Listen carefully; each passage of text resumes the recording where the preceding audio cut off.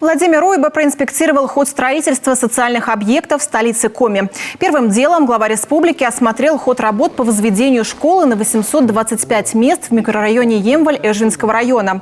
Сейчас там идет устройство сборно-монолитного железобетонного каркаса с колоннами и балками перекрытий, монтаж плит перекрытия и цокольных стеновых панелей.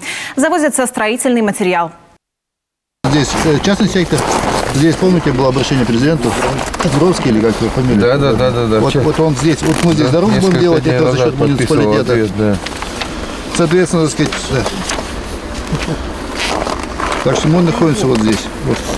Значит, здесь будет муниципалитет строить, здесь вот эти будут подъездные путища.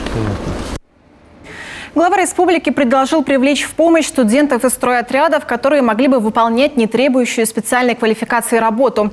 Осмотрел Владимир Ройба и площадку под строительство школы на 825 мест в одном из бурно развивающихся районов столицы на улице Тентюковской. Земельный участок уже выделен, заключен контракт с «Лузалес» на подготовку проектной документации и строительство объекта. К сентябрю планируется выполнить проектно-изыскательные работы и получить положительное заключение госэкспертизы проектной документации.